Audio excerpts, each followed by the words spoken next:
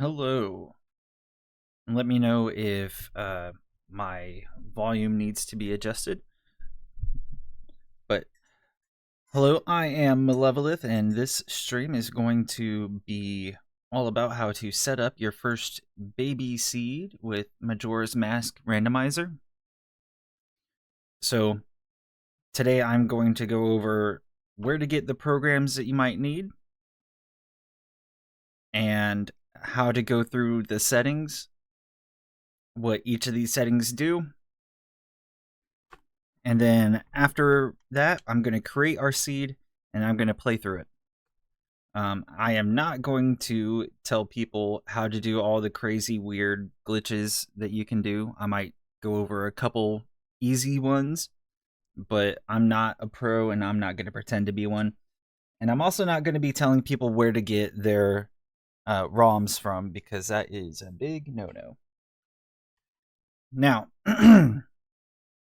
first, to set up your Majora's Mask random seed, you need to have the Majora's Mask randomizer, and you need to have the US version of Legend of Zelda Majora's Mask. If you know where to get it, good for you. If you don't, you can find out. I have faith in you. To get the Majora's Mask randomizer, you need to go to GitHub. You can just Google mmrando. And you want the one from Zoe Zolotova. Let me adjust this here. And right now, the current version is 1.16.012. And that's the version that we're going to be using today. You just need to download it here, unpack it, and then run the program, and you'll be fine.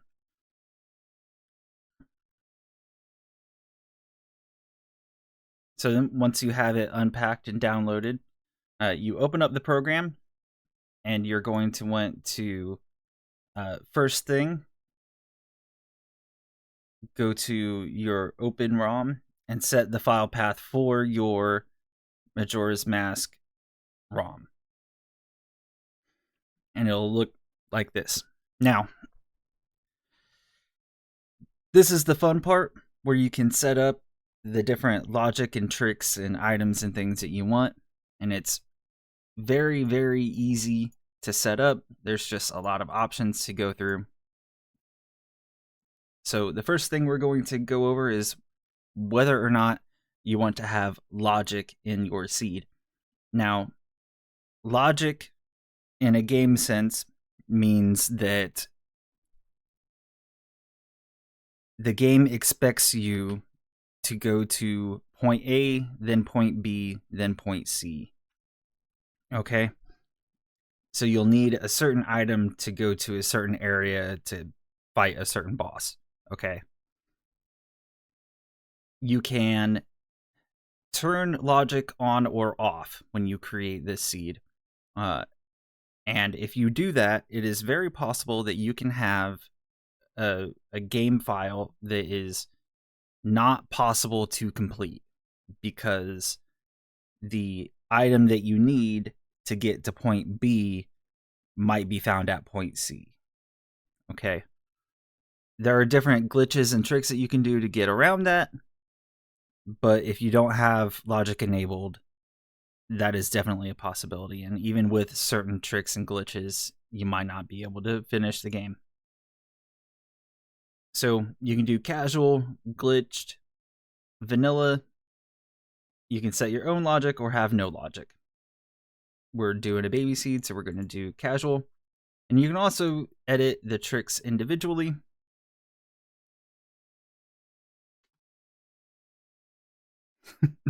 No worries, Elise. And so you can set up your individual tricks that you know how to do, and there are a ton of them. But changing it to one of these pre-selected settings here will automatically enable certain tricks. But right now we're going to just turn off all of them. This is going to be an easy logic seed.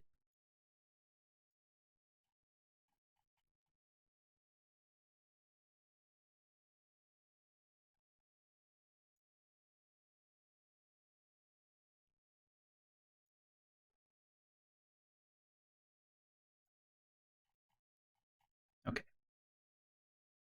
So now you won't need to know, with this setup right here that I have with all these tricks turned off, you won't need to know any glitches to be able to beat this game. Now we're going to talk about the item placement. You can have them random, bespoke, or classic. And if you ever have any questions about what these mean, you can just highlight over most of these and it will tell you. Bespoke items mean that each item can only be found in one place. And that's generally vanilla behavior. For the seed, you can set extra starting items, which items that you want to start the game with in your inventory. And here is a list of every single item in the game, including the stray fairies. For this seed, we're going to start with the Bomber's Notebook, the Ocarina of Time and Song of Time, the Song of Soaring. We're going to have all of the different maps and compasses. We're going to start with our shield and the sword. And half of the Gorn Lullaby.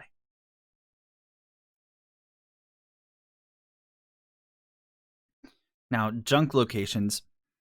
There are certain items in the game that are not key items. Like you can open up a chest and you can find a rupee or bombs or arrows, for example. And you can find each of these junk, or you can find each of the checks here listed in the game. Like each item is called a check. And here is all the hundreds of them. And if you do not want to do a check that is particularly arduous or a pain in the ass to do, such as gathering the Great Fairies, you can force those to be junk items, and so you know that you won't have to check those. For this seed, we're just going to keep everything as as open as possible.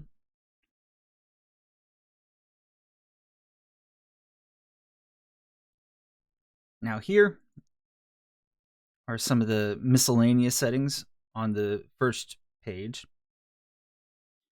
You can shuffle dungeon entrances, which means that if you go into the swamp dungeon, as soon as you walk into the door, you might find yourself inside the Great Bay Temple instead.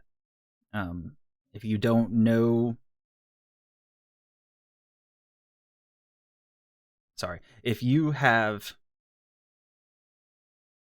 want to keep it more interesting, you can shuffle them all up and you can mark them down or try to remember them. We're going to keep the dungeon entrances vanilla this time.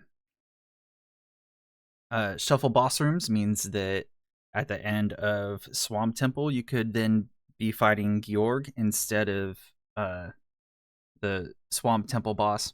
We're going to keep that vanilla as well. Progressive upgrades means that whenever you find an upgrade for your bow or sword or wallet or magic, that it will always upgrade it. Now, if you don't have this enabled, it is possible that you, for example, find the largest wallet first,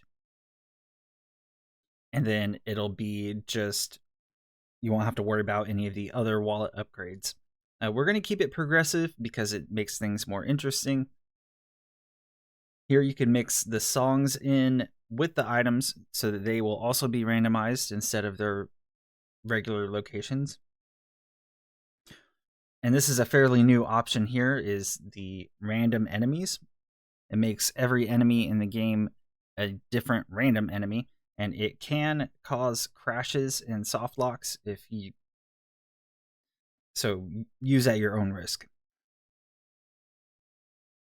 We are not going to mess with our starting items. We already have that set up here. Now, how to get to the moon? We're going to keep it with 4 boss remains as vanilla. And that's it for the main settings page. Now we're going to get into the specific item randomizations. Now you can set all of these up with these basic view here. But if you want to be extra sure of all of the checks, like maybe you want to, for whatever reason, have the Swamp Great Fairy give you a random reward, but not the Great Bay Temple Fairy give you a random reward. You can actually set those up all individually by going to the advanced view. And you can see that there are several different things that you can change here. Like, for example, let's see. An NPC reward for milk, you can either turn that on or off. So if you know in vanilla where the NPC is that rewards milk for the quests that you do for them, you can either have that be random or have that be vanilla. Same thing with frogs. You can find the frogs randomly as items. Something of note here, though, is the Royal Wallet. It is not a vanilla item. It actually has been added to the randomizer, and it increases your wallet to 9,999, I believe. But you can also do some weird things like scooped items. For example, if you go to scoop up a fish, instead you might find bugs in your bottle. And these are generally just for setting up different, getting rid of different kinds of junk items or making things a lot more difficult. For example, you can make every spawned green rupee in the game that's just lying out in the game world be a different random item if you were to check here. That is, you can see it adds 236 different checks to look if you click that. We're not going to do that. We're going to randomize our base items. We don't need to randomize the Song of Soaring because we start with it. All of the dungeon items, like the keys and compasses and maps, we already have most of those starting, but we're going to randomize the rest of those. The shops, so each shop will have its inventory random. The moon items, which are heart pieces, the Fierce Deity mask, and the 2 trial chests in the desert trial will be random.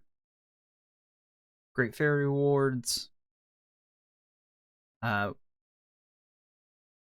The starting items, it doesn't really matter too much because we already have quite a few of these, such as our sword and shield. It might change our hearts at the beginning. So yeah, you can see all these different things that I have set up in frogs, boss remains. So if you want to go through all of these on your own, you can. I'm not going to go through all of them right now.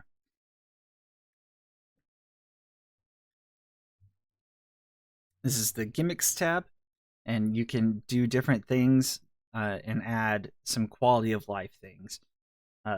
So you can change how fast Link runs here, or how strong gravity is. You can turn on the Iron Goron, which makes the Goron Link sink in water instead of drown. You can enable climbing most surfaces, hookshot surfaces, infinite Deku hopping across water. We're not going to mess with any of that. We're going to keep our clock speed the same, and we're going to set it to where it will always invert the Song of Time at the beginning of each new cycle, just to give us a little bit easier time. Now, traps are fun. The way a trap works is it will replace a random junk item, so like rupees or bombs or arrows, with a trap, which can either freeze Link and take some of his health, a bomb that will explode and hurt him, a Rupor will decrease your rupee count, or you can have it with nothing. Because we're starting with some of the extra items already, I put the trap amount to extra. You can also make it to where the items look like major items in the game for just a little bit of fun. Quirks means that the item, for example, that you see in a shop, it might say, instead of Song of Soaring, it will say like the Song of Singing or something. And you can just tell that something is off about the item before you buy it. We're going to turn that off though, because we like to have a little fun.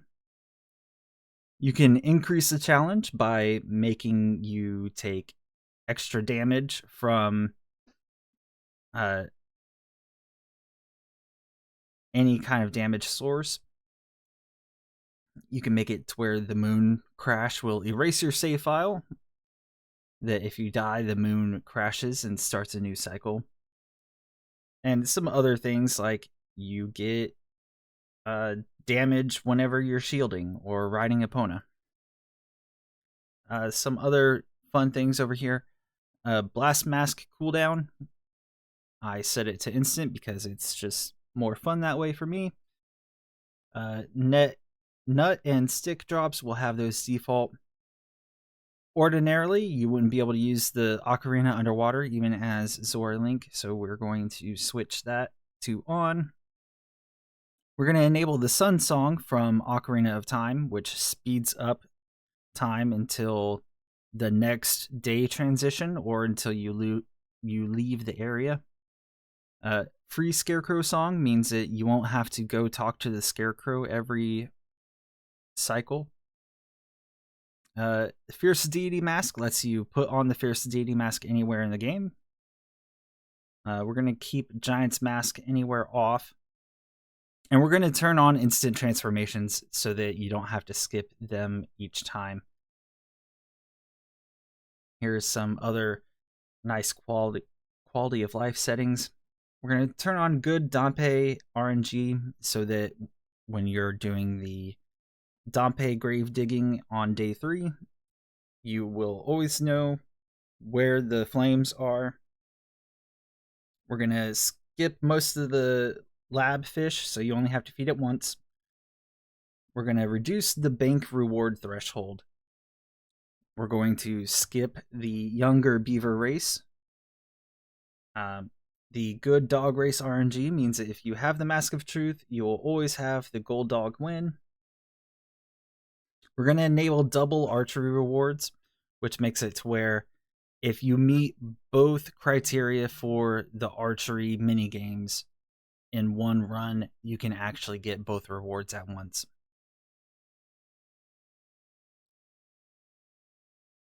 Some other smaller things over here. Crit Wiggle. In vanilla gaming, Link, when he is at critical health, will actually not move in a straight line. So we can turn that off. We're going to make it to where Link moves faster when he pushes blocks. Close cows make it to where the closest cow in relation to Link will be the one that talks to him when he plays opponent's song. Improved Picto Box will display the quality of the photo that you take so that you can tell, for example, when you're doing the contest, the Picto contest in the swamp, it'll say either a good picture of the swamp or bad picture of the swamp.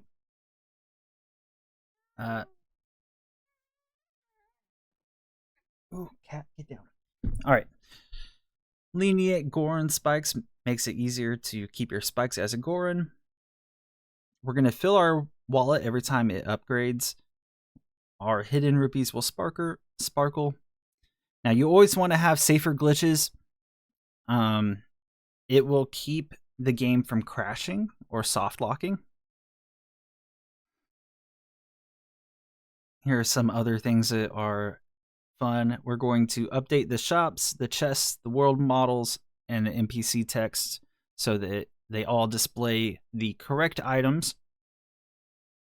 We're going to have no downgrades so that, for example, if you have the largest wallet, if you then find another wallet without this setting turned on, it'll actually make your wallet smaller. And we're not going to do that.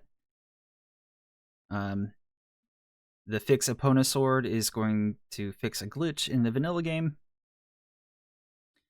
Extra quest item storage means that you won't lose your quest items you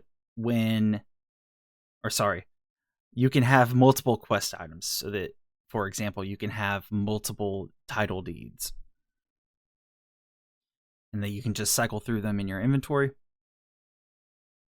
This quest items through time means that you won't lose those those title deeds or the letters or anything when you do go back in time.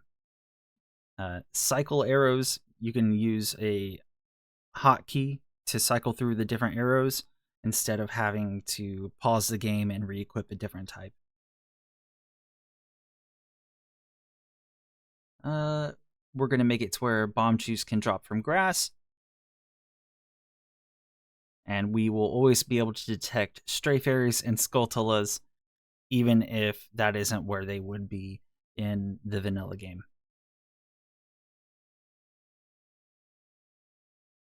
Let's see. We can change different hints that you can get from talking to Gossip Stones. I'm not going to mess with any of those. You can change your player model to be Ocarina of Time Link or Adult Link or Cafe. We're going to stay as normal vanilla Link. We can have different hint settings for our Gossip Stones and for Garo. We're not going to mess with any of those right now. We're going to shorten all of the cutscenes that we can, and we're going to shorten most of the boss intros. Cosmetics are just a few fun things that we can set up.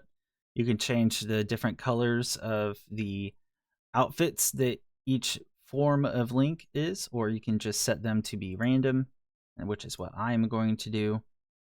You can also set the instrument sounds that he plays on the ocarina as random, and that's what we're going to do there too. We're going to have Tattle be rainbow, cycling through the different colors. We're going to have a default camera. We are not going to have our bomb traps change our tunic colors. You're going to want to have your instant Picto Box.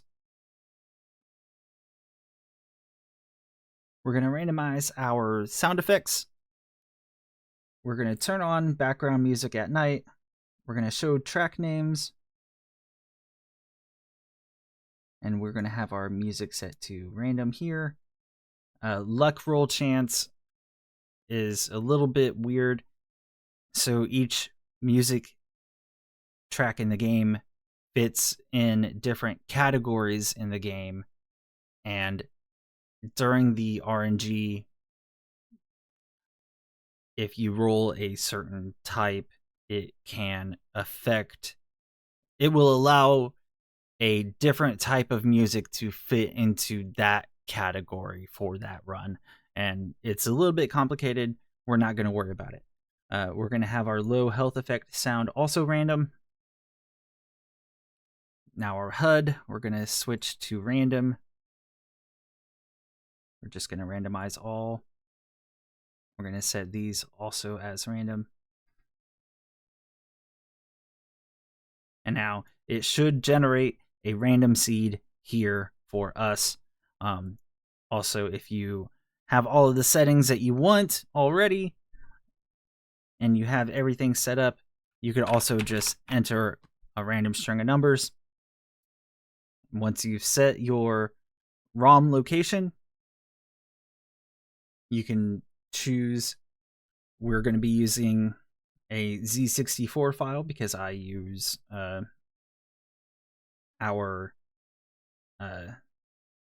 that's the emulator I use.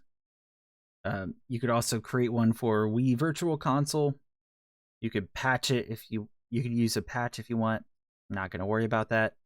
You're going to want to have a spoiler log, which is a text file that explains. No, Elise, you cannot play the game as just Tattle. I do know that there are some custom models out there that you can download and play as. I don't think Tattle is one of them, though. The spoiler log is a text log that says exactly where every item in the game is hidden. In case you get stuck for whatever reason, you can then look up where something is and you can progress.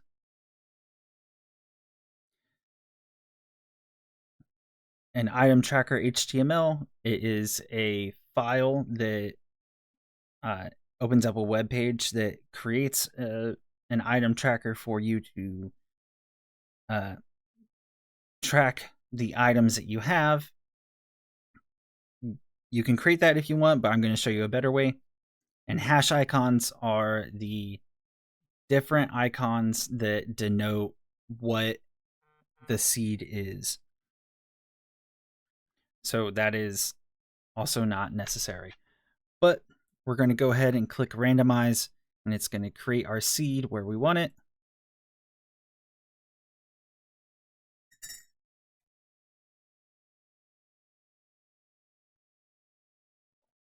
Generation is complete. And that's it. We have our seed now. Now, I'm going to talk about the best way to track your items if you are a beginner. And that is with Emo Tracker. Emo Tracker is a program. You can go to emotracker.net, download it, and install it. It's pretty lightweight and it's pretty cool. So this is not what it will look like when you first start. First thing you need to do when you start Emo Tracker is you need to download a package. Emo Tracker is a tool that can be used to track all the different items for various games. So if you go to your package manager and download more packages, you can download trackers for this one is for Legend of Zelda: Link to the Past. This one is for Ocarina of Time. Original Zelda, Zelda 2, we're playing Majora's Mask, and there are a bunch of different styles that you can have.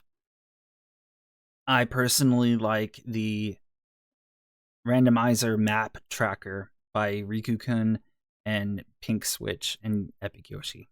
That's the one that I have installed right now, and that's one I'm going to go over how to use.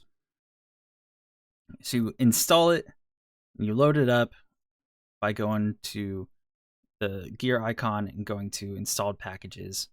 You may have to use your Windows or your arrow keys for this. This is the one that I have. We're going to go over the map tracker because it's the easiest one to visualize the different logic that you have in the game, and it's going to be the best way to start playing randomizers until you're more comfortable. So as you can see, this, let me make it a little bit smaller so you can see it from the track or from the chat. All right. As you can see, this is an entire map of Termina. Here's Clocktown here, and then there are the different areas in the game all around. So the way it works, I have that there. Okay. Now, these green squares, they are your checks, and green means you can obtain that item right now. Orange means that you can obtain some of those items in that area right now. Yellow means that you can obtain that item if you know the glitch to obtain that item. And then there's also a blue square, which means that you can see what that item is, but you can't get it yet. Okay. And if you click on and hold, you can see how this text is blue. It means you can see it. This is red. It means that you can't get it. Okay, this is the business scrub in the swamp. If you talk to him, he'll tell you, hey, I will sell you this. Or, sorry, it says to use the flower. So if you... it is specifically referring to the heart piece in vanilla, the heart piece that is on top of that little hut there. So if you know a glitch, or if you can, or you can just see it on top there. And then if you click and hold, you'll get more information about that. So this is the swamp path chest that's in the pit. You just get in the pit, open the chest, and you can have it. Now, right here on the left-hand side are all of the different items in the game, the key items. And as you update this, it will update your map. So for example, if you tell the tracker that you have a sword, you can see a bunch more options open up that say, hey, now that you have this sword, you can go and you can collect these other checks. Okay, and it'll do that with everything in the game. Now, if you just have to left click on it and it will add it. Things like the bow, if you left click again, it'll upgrade for having different capacity. You can also right click to remove.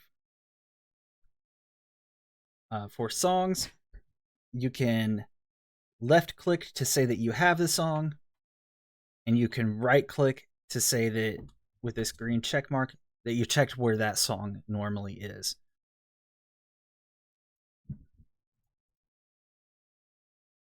Okay. And then down here, you have things like your fairy tracker.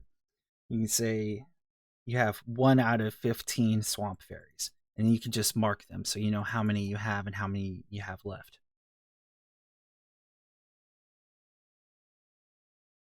You can mark your Skulltulas the same if you have those randomized.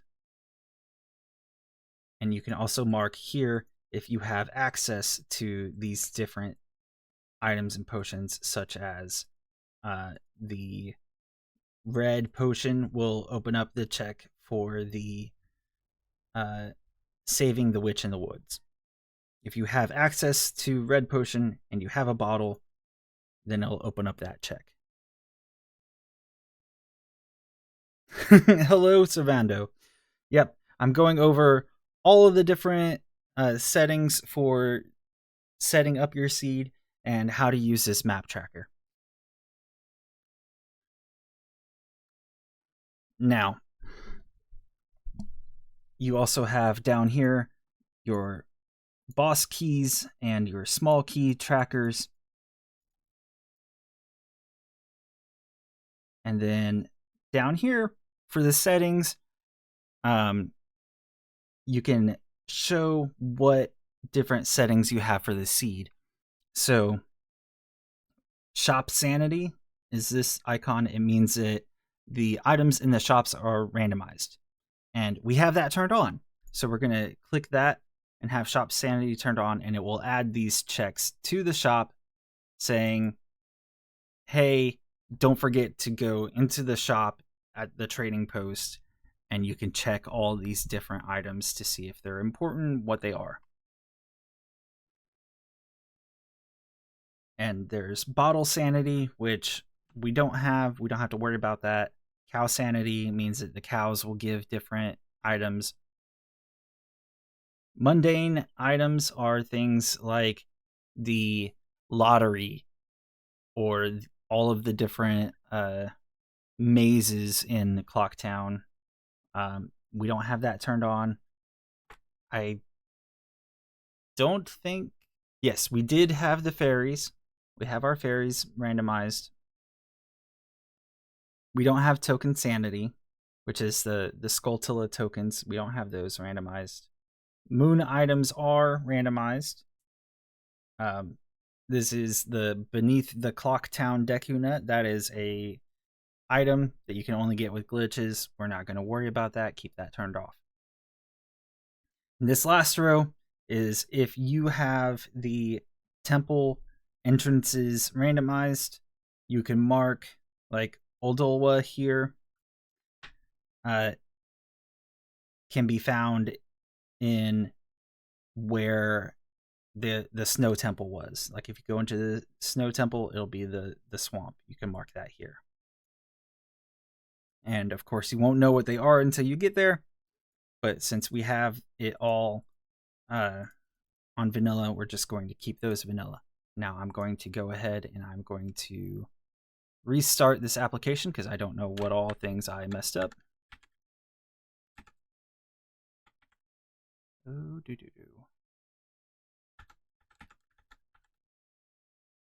Reload is F5.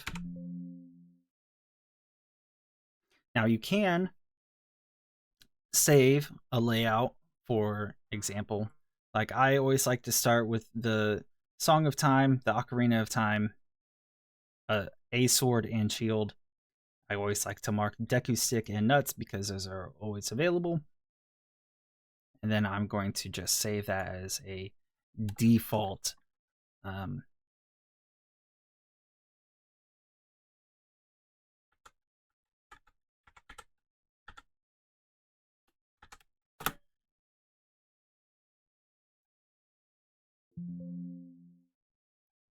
So whenever I want to then load the game up, start a new seed, I can just load that profile. So I don't have to tweak all the settings again. But for this one, we have our Bomber Notebook already started. Like I said, Shop Sanity, not Bottle Sanity, no cows, no mundane. We do have fairies on. And we do have moon items. Now we have these as their defaults. All right. And that is our tracker set up for our seed. One final note is right here, for example, this thing where you can see what these items are. On the right, it'll show what it is in vanilla. So right here, it shows that it's usually in vanilla, it is a heart piece. You can actually click on this empty box here on the left, and you can mark, no, in my rando, that's the bow. Okay, and so it's a little hard to see right now, but there is a little bow icon here marking on the map where the bow is. And down here, it'll show your notes saying that you put a bow as this item here. We're going to clear that. And you can also unpin that. You can create your own custom reminders and notes here. So you could say Beaver Race number 3 is a, I don't know, the oath to order, if I can spell it right.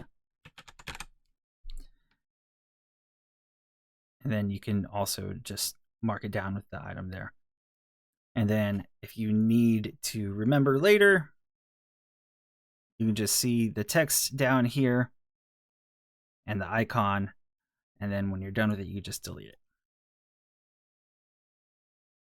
And that is all that you need to do to get set up and ready to run your MMR.